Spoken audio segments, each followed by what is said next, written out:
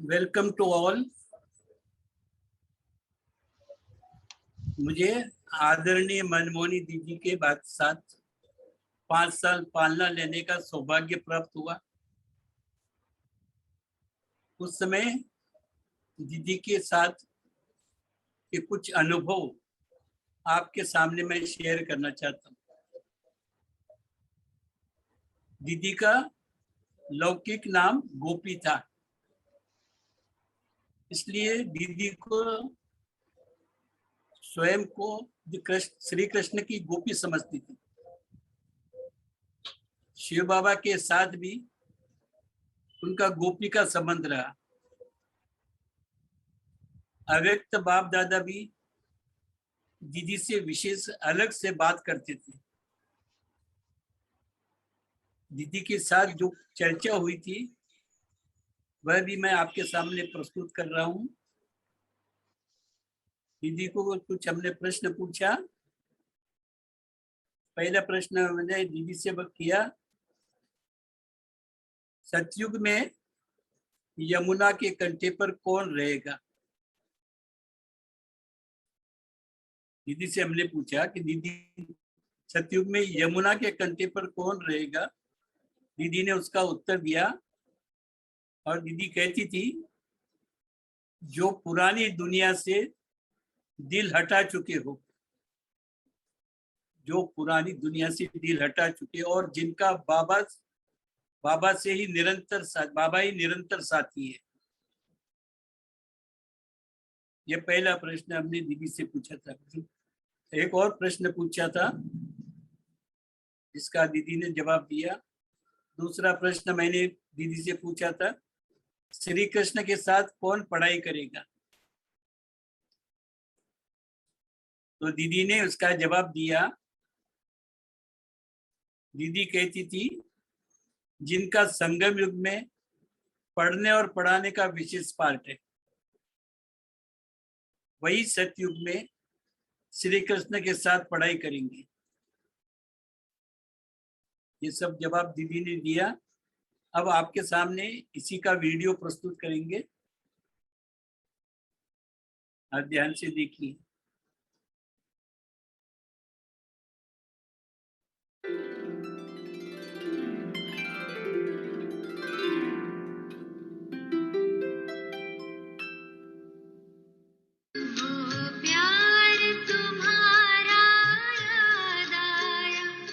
शिक्षाएं वो तेरी याद आई,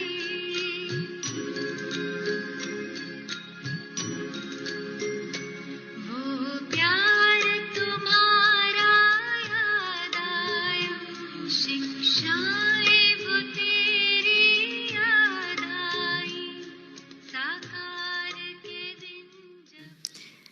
भगवान के प्रति इतनी प्यार की भावना और इतना अटल विश्वास कि शिव बाबा कैसे बाबा में आए और कैसे यज्ञ की स्थापना हुई।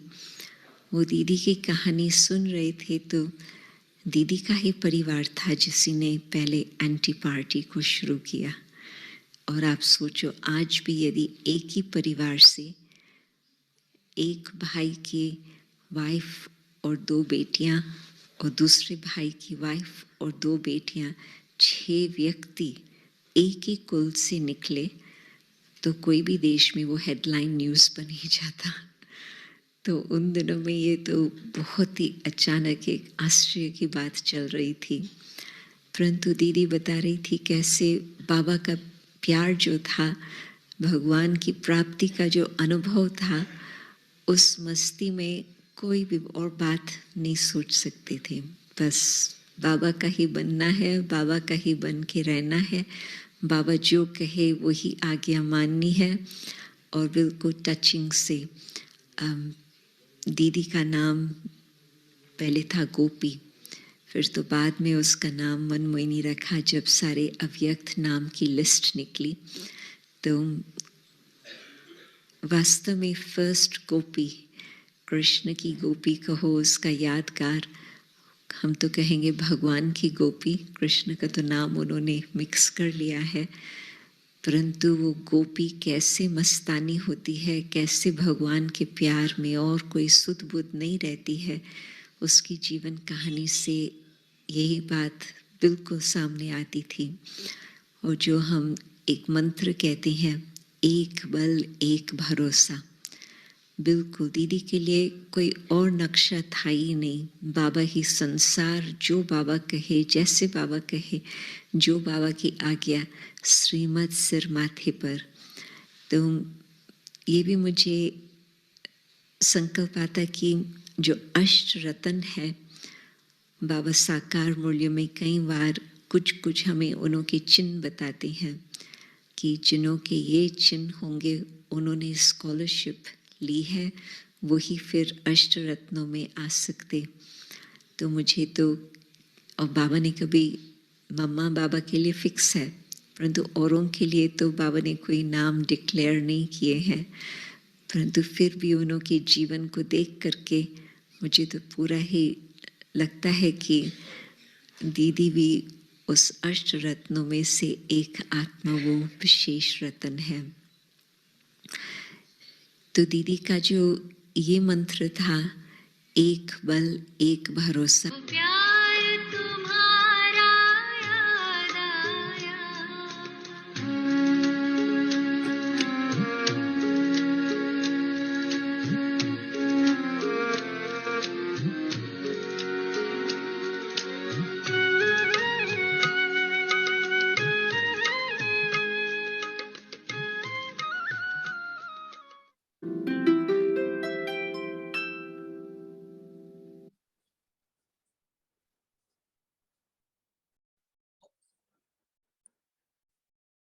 ओम शांति। हम सब ने दीदी का प्रेरणादायक वीडियो देखा। इस आधार पर आज का होमवर्क है वो नोट करें। संपूर्ण दीदी का संपूर्ण निश्चिंतता पहला होमवर्क है। बाबा से संपूर्ण प्यार और अटल निश्चय। दूसरा होमवर्क है बाबा की कंप्लीट श्रीमत पर चलना,